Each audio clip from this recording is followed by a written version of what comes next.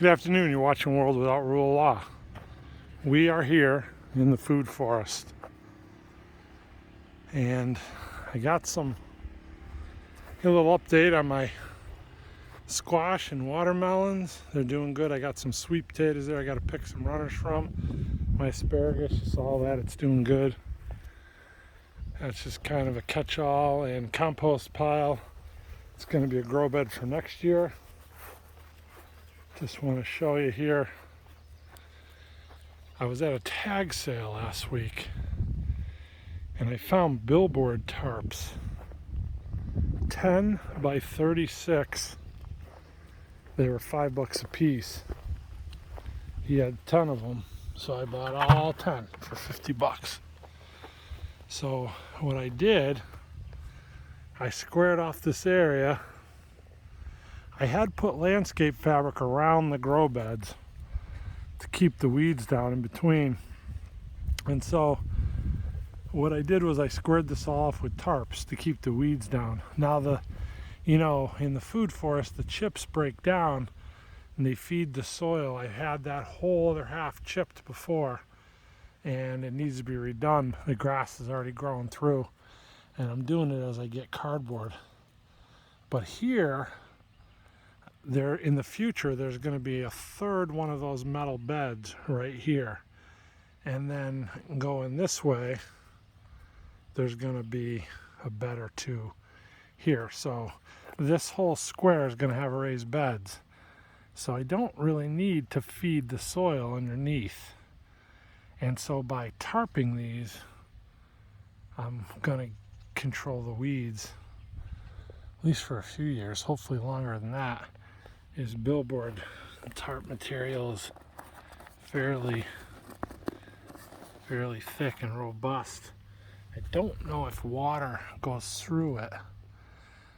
I picked up a generator a couple years ago and the guy I bought it from had this stuff spread out in a huge area where he had grow beds, big huge containers actually, and he did his garden that way and he didn't have one single weed. He said they were there for 8 years at that point. Now he didn't chip over them, which I did because I didn't want to look at the black tarp or the advertisement side. So I know that, from the birds and mowing and whatever in the air, you might get a weed or two here and there. A seed will land and sprout, but I'm hoping that it won't be that much and I can control it. It's kind of experimental, but that's my plan. Now, I built this trellis and I put in 2 goji berries, one there and one there. I put in 6 goji berries all together. The other 4, you could see between me and the rear wheel of the tractor against that post. There's 4 posts. I put 4 goji berries. I want to get them growing up that fence line. And I'm going to put 2 more in these corners here. So I'll have 4. 1 in each corner on this trellis. And hopefully eventually they'll grow up and just engulf this whole trellis in berries. And I'm kind of playing around with these locust posts. I'm going to try to define a walkway and fill it with gravel. And so I'm going to continue the tarp over these are just set here to get a feel for kind of how big they are. And if it's going to work, I have to level it off a little. It doesn't have to be perfectly level, but it's got to be fairly level. I don't know if it shows, there's a big dip here. But I'd extend the tarp over throughout the walkway and put gravel in the walkway. The gravel will be in between the 2 locust post runners. And again, that'll keep the weeds down out of the walkway. And then I'm not sure. This one's probably just going to go straight through. And I'll step out of it onto my raised beds area. This one I may have an opening kind of following that line There's another 3-foot walkway just over there. The rain catchment's going to be against the building. I'm not sure if I'm going to have enough gravel. I'm not sure what I'm going to do with all that. But so I put the current here in the corner. Well, I put the current there first, figuring that was going to be my corner. And all this will be cardboarded and chipped, which then down the road in the future, I could just plug things into the ground. Already I got to mulch around this, trim and mulch around this fig tree. And I got to move all this. I know I told you all this before. And I'm going to have my barrel ring. I'm going to have 10 barrels here for rain catchment. So unfortunately, it's kind of going to go over that asparagus. Now, one thing I mentioned in a previous video was keeping these elderberries trimmed to coexist with these plum trees. Now this is only year 3 or 4. I think 4 for this. There's my helper. He provides moral support. He's not very good on a shovel, but he's free to roam the whole 2 acres. And he's very well, I keep saying he, but it's a she actually. She is very well behaved. And I feel like she's living her best life. And that's important. And I'm very happy that she can do that. Although again, she's not much help on the shovel. But it does my soul good to have her with me. So, back to these. So I was going to trim these, and I did trim them. And I tied them back, which they're in there. I don't even think I can get in there to show you. And that was, what, a month ago? And they've already exploded beyond the borders of that. And I was picking yesterday all throughout here. And they send out roots. So, I say all that to say that I am not going to be able to manage these. And they are not going to coexist with those plum trees. And so I got some flowers and starting to set berries. So they're going to stay here. Kind of see here where I had them tied up. And they just shot beyond that. But I'm going to, actually, hate to even think about it or say it, but I have to cut these down because there's just no way that these are going to exist with those plum trees. Something's got to go, and it's got to be these. Now, I've been taking cuttings, and over there I've got some cuttings, and I'm going to continue to take cuttings all summer. Not cuttings. I'm going to pull up the little baby shoots. I pulled some up yesterday, and the day before actually, and put them in little cups, little pots. But what I'm going to do is continue to do that. And then down here, you can see that stump down there. There's a terraced slope here. And when I moved in, there were 16 peach trees. And they're at the end of their life cycle. And they're rotten and dead and dying, and so they end up all going. There's another stump over there. And over time, I was able to push over a lot of the stumps with the tractor, but some I wasn't able to. And so I kind of put that garden fence along the line too. But beyond that garden fence, and on this side both, there are some little stumps which I continue to mow around. And these are easy to mow around because I can see them, but there's some that are really small.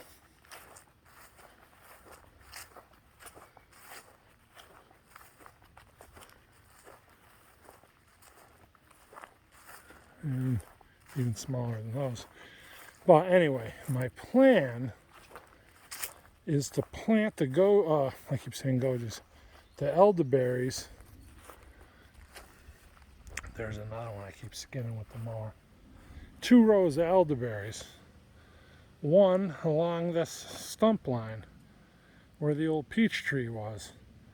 And then one along this line here. Although I probably won't do any in back of the fence because I don't want them to grow into the garden. That's another thing. I may actually even move that too. That's a pretty big undertaking. And I'm starting to see the problems with where I place some of this stuff. But you can kind of see the contour of the land there. So my plan is to kind of get the elderberries growing on the line where the stumps were and down the slopes, and then I won't have to mow over that.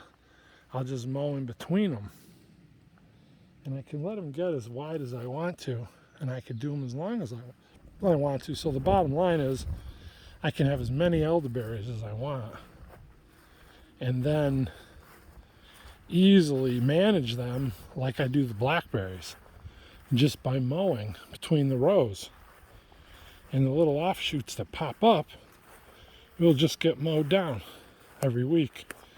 And that's been a real easy way to manage the blackberries, and I think it'll work for the elderberries. So I'm going to propagate the elderberry by pulling the little shoots as they pop up, and I'm going to start planting them down here. And in the fall, after I harvest whatever berries I can from that,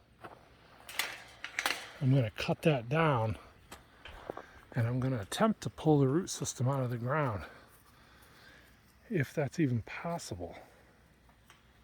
And so I may, in fact, have a hard time getting rid of that elderberry.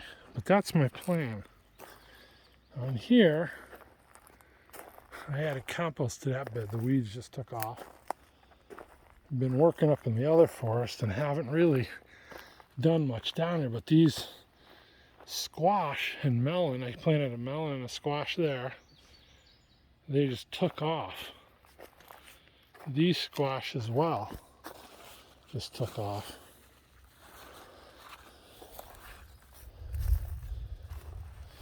And actually I have cucumbers here too. And I got a bean growing in there, which I thought was dead, but it took off. So those are going to be good. I've also got some squash here. Looks like, see it down in there? Starting to set a little fruit. A little yellow squash. That's new. And my beans, my purple pole beans, which are also doing good. So I don't have a lot down in this area. I know I said it before too, I'm not planting anything in the ground really anywhere this year because of those moles. And so I made that bed, but I ran out of compost before I filled it. That one's just got old cuttings in it, and those wooden beds I made on the ground are just overtaken with weeds. Again, it was riddled with those mole holes, and so I just didn't even plant anything in the ground there. So I don't have a lot going down here. In the fall, I'll do my greens, I'll do my carrots.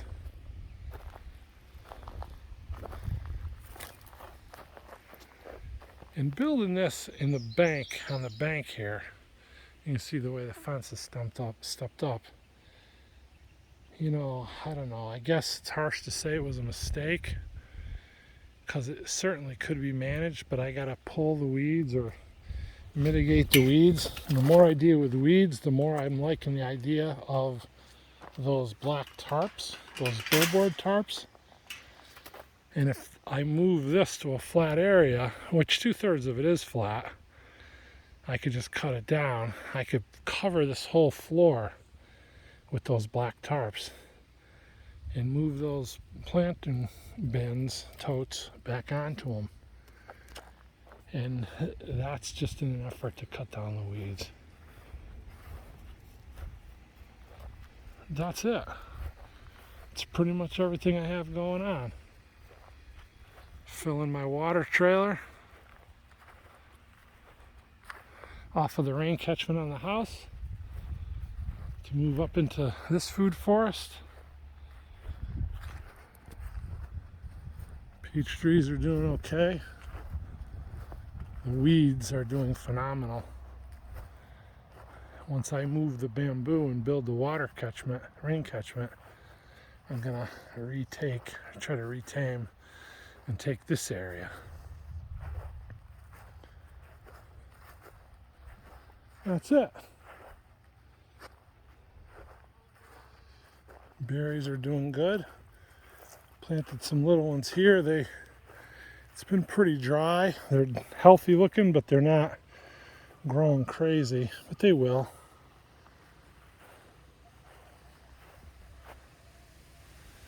Got a lot of berries. Just waiting for them to ripen up. Elderberry's beautiful and healthy, but they gotta go. The goji berry trellis. I think that's everything. I think I showed you everything. Thanks for coming along with me. Thanks for checking it out. It's a beautiful day, although it's hot. It feels good when the clouds go in. There's a little bit of rumbling. I would welcome some rain. And when that cloud cover comes over the sun, it sure feels good. But we gotta praise God for the sunshine, praise God for the rain. And I want to personally thank God for giving me the strength to do all this stuff. Although I'm not doing anything as quickly as I would like to, I'm still moving forward. And being that my only helper cannot work a shovel, I think we're doing pretty good. Thanks for watching. God bless you.